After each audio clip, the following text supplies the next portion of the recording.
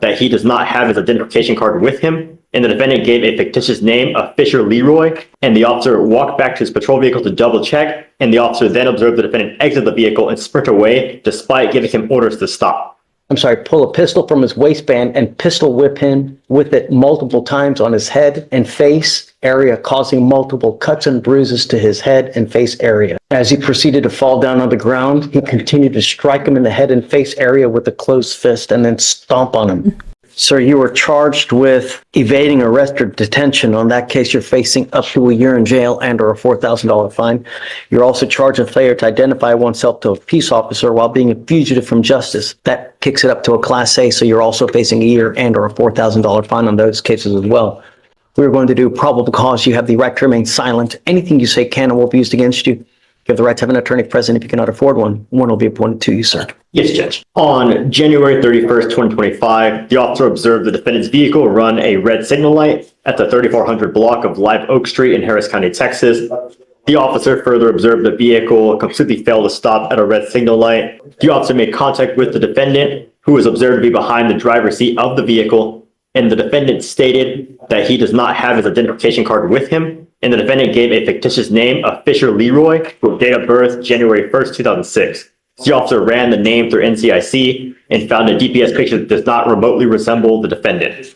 The defendant was asked if it was given the correct information, and the officer walked back to his patrol vehicle to double check, and the officer then observed the defendant exit the vehicle and sprint away despite giving him orders to stop. The officer ran after the defendant and observed the defendant get into another vehicle, the passenger side. The other vehicle drove away, and the officer gave the last direction of travel over the radio, but was not able to locate the vehicle. The officer walked back to the defendant's vehicle, secured it, and conducted an inventory check, finding a debit card inside with the name Kendrick Davis. The officer ran the name through NCIC and found a hit with a date of birth of 2/10/2003 with multiple Class C warrants, and ran a driver's license check with the defendant's picture and with date of birth. The DPS picture matched the defendant, and he was able to positively ID, and that's it, Your Honor. So I'm going to find that there's probable cause to go forward on both of your cases. The reason I'm bringing you out now is because there's no bond that's set on your cases, and we have to set you a bond. One of the things that I use to determine on what to set a bond is how dangerous you are, because I've never met you before. I don't know you, and all I know is that you've got a birthday in 5 days. So he's on bond for an aggravated robbery now, right? Yes, Judge. It's my understanding, I think it was a 2B, it looks like. I don't believe bond conditions and everything were put in place until a few days ago. So the charging instrument was filed November 13th of 2024.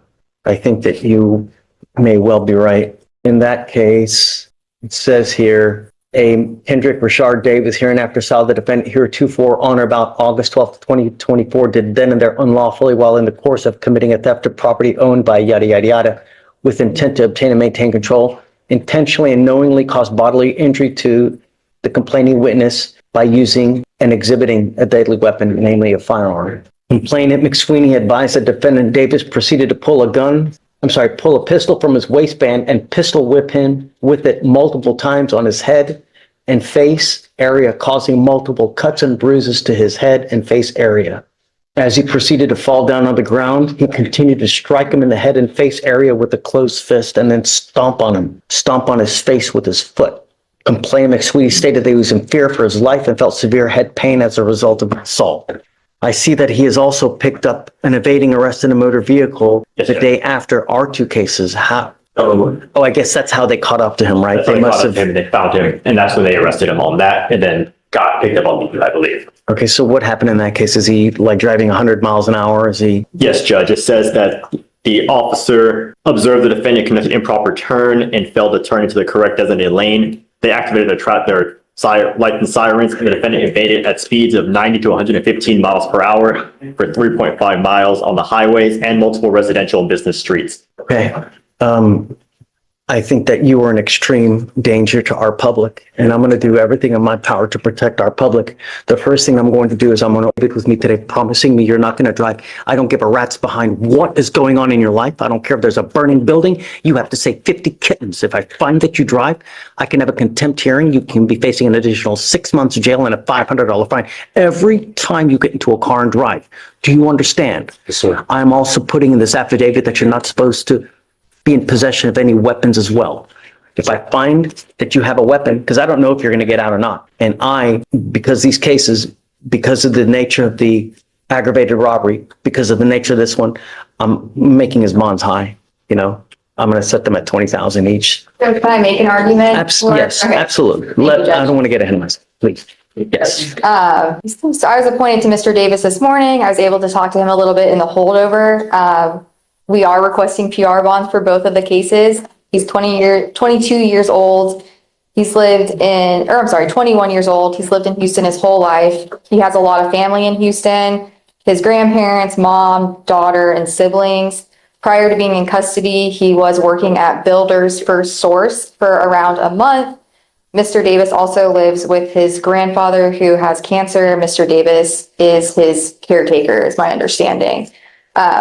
Mr. Davis has no savings and was found to be indigent by the court, so we are requesting a PR bond. I think that he is an absolute, just a complete danger to our public. I can't possibly give him a PR bond due to the nature of both of the charges that you are facing now. I think that you're a flight risk. You've done everything in your power to evade capture. You've produced false names. So I find by clear and convincing evidence that you're an extreme flight risk. You're a danger to our community. And I'm going to set your bonds each at $20,000. I don't know if you're going to be able to post bonds, but and I'm going to order you to obtain a GPS monitor on your ankle. Like I said, you will be signing an affidavit with me today, promising me you're not to be in possession of any weapons and not to drive any vehicle whatsoever for any reason. If you do, I can have a contempt hearing. Do you understand? Yes, sir. So I guess the felonies are set for April 7th. I don't like to set them out too far just in case. If you want to, we can do up to 30 days. It's up to you. That's perfect. And then we'll come back. I don't know. We'll see what circumstances have changed, and then we'll go from there and just keep us in the loop. Okay, thank you. All right. I need you to sign this for me. I need him to sign bond with Felicia, and then after that, it's pretty done. Okay. Wait, excuse? Yes, ma'am. And thank you for everything.